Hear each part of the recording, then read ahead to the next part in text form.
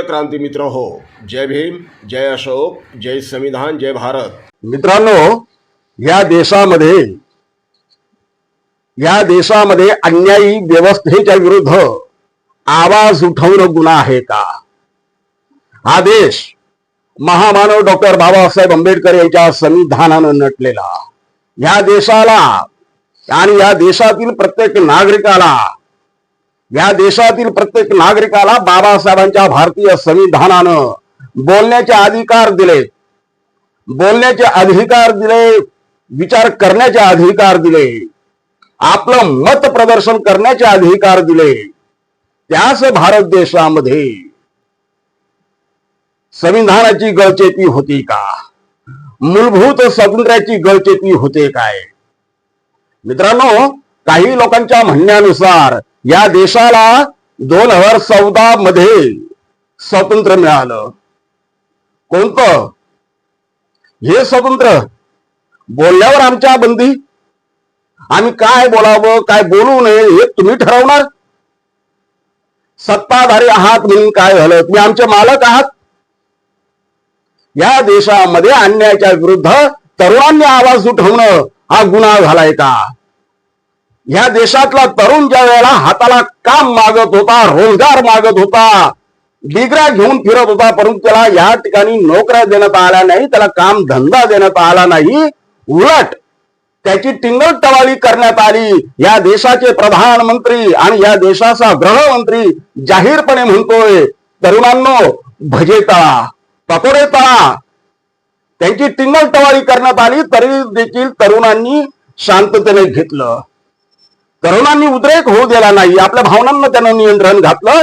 कारण या भारताचं संविधान तसं करायला देत नाही. भारतीय संविधान हे भारतीयांना एका सूत्रामध्ये गुंफून ठेवतंय. बाबासाहेबांचे महान उपकार आहेत की ह्या देशामध्ये नेपाळ सारखी परिस्थिती निर्माण झाली नाही. बाबासाहेबांचे महान उपकार आहे की या देशामध्ये पाकिस्तान सारखी परिस्थिती निर्माण झाली नाही. बाबासाहेबांचे महान उपकार आहे की या देशामध्ये बांगलादेश सारखी, श्रीलंकेसारखी, म्यानमार सारखी परिस्थिती निर्माण झाली नाही. कारण बाबासाहेबांचे भारतीय संविधान. मित्रांनो, तरुणांनी शांततेनं घेतलं. सगळं काही हा तरुण सहन करत होता देशभक्तीच्या नावावर. त्यांना देशभक्तीचे डोस रोजच्या रोज देण्यात येत होते आणि या देशभक्तीच्या नावाखाली हा तरुण हे सगळं काही सहन करत होता. परंतु या देशाचा सर्वोच्च न्यायमूर्ती ज्या वेळेला म्हणतो की ही तरुण झुरळ आहेत, हे तरुण झुरळ आहेत, त्या वेळेला मात्र इथे प्रचंड संतापाचा उद्रेक होतो, आगडोंब होते आणि त्यातून जन्माला येतो कॉक्रोच जनता पक्ष. व्यवस्थेला जाब विचारण्यासाठी या देशातले करोडो तरुण कॉक्रोच जनता पक्षाच्या नावानं एकत्रित येतात, आपला आवाज बुलंद करतात, आपला नेता म्हणून अभिजित दिपकेला निवडतात. अभिजित दिपके कोण? हा तोच अभिजित दिपके आहे, फुले शाहू आंबेडकरी विचारधारा मांडणारा, पक्का आंबेडकरवादी. मित्रांनो, या देशातल्या व्यवस्थेला, सत्तेला, सरकारला जर कोणी जाब विचारण्याची हिंमत करत असेल तर तो फक्त आणि फक्त आंबेडकरवाद. आणि तोच दिपके हा आंबेडकरवादी. त्याने सरकारला जाब विचारला, गुन्हा केला नाही, जाब विचारले त्याने. नोकऱ्या कधी देणार? नीट परीक्षेचे पेपर फुटलेत, त्यांच्यावरती कारवाई कधी करणार? या नीट परीक्षेचे पेपर फुटल्याने सुमारे 22 लाख विद्यार्थ्यांचे भवितव्य तुडवले गेले, अंधकारमय झाले. त्या 22 लाख तरुणांच्या भविष्याशी खेळण्याचा अधिकार तुम्हाला दिलाय कोणी? हा जाब अभिजित दिपके आणि त्याच्या टीमने विचारला. गुन्हा काय केला? परंतु मित्रांनो, जे लोक म्हणतात ना 2014च्या नंतर या देशाला स्वातंत्र्य मिळालं, त्या स्वतंत्र देशामध्ये या अभिजित दिपकेला मारून टाकण्याच्या धमक्या येत आहेत. तुला आम्ही मारून टाकू, तू अमेरिकेमध्ये जरी असला तर तुला अमेरिकेत येऊन तुला मारून टाकू. या धमक्या, या डरपोक लोकांच्या धमक्या, नेभट लोकांच्या धमक्या, ना अशा धमक्यांना आंबेडकरवादी तरुण कधीच भीक घालत नाही, कधीच भीक घालत नाही, कारण त्यांना आंबेडकर वाद पिलेला आहे.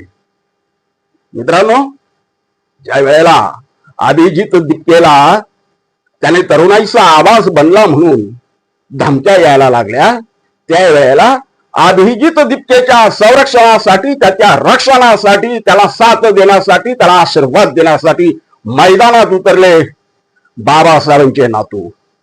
होय, विश्वरत्न डॉक्टर बाबासाहेब आंबेडकर यांचे उच्च विद्या विभूषित नातू ऍडव्होकेट प्रकाश तथा बाळासाहेब आंबेडकरांनी अभिजित दिपकेच्या वडिलांना फोन केला आणि त्यांना आधार दिला.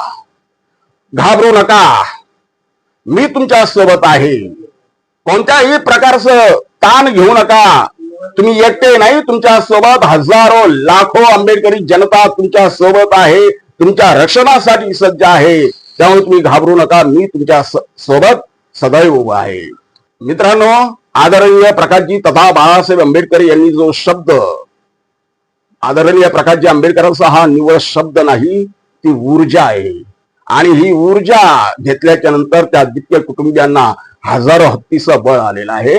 आणि अभिजित दिपकेची आई जी कालपर्यंत म्हणत होती की माझ्या पोरानं या सत्तेला आवाहन करू नये, या सत्तेच्या विरोधात जाऊ नये, सरकारच्या विरोधात जाऊ नये, आज त्याचेच आई वडील प्रकाशजी आंबेडकरांचा फोन आल्याच्या नंतर मात्र म्हणतायत तू लढ, आम्ही आहोत, तू घाबरू नको, आम्ही आहोत. हा आंबेडकरांचा आधार त्यांना मिळाल्याच्या नंतर हजारो हत्तीचं बळ आज दिपके कुटुंबियांच्या मनगटात आलेला आहे. मित्रांनो, निश्चितपणे जिथं जिथं अन्याय अत्याचार होतो, जिथं जिथं अत्याचाराची परिसीमा होते, तिथं तिथं आंबेडकर उभे राहतात. आज अभिजित दिपकेवरती अन्याय अत्याचाराची सीमा होत होती, प्रकाशजी आंबेडकर तिथं उभे राहिले. त्यामुळे निश्चितपणे अभिजित दिपकेला बळ मिळालेलं आहे, ताकद मिळालेली आहे आणि तो एका ताकदीनं पुन्हा एकदा मैदानात उभा ठाकलाय. त्याला व्यवस्था परिवर्तन करण्यासाठी आमच्या वतीनं महामंगळ सदिच्छा. जय भीम.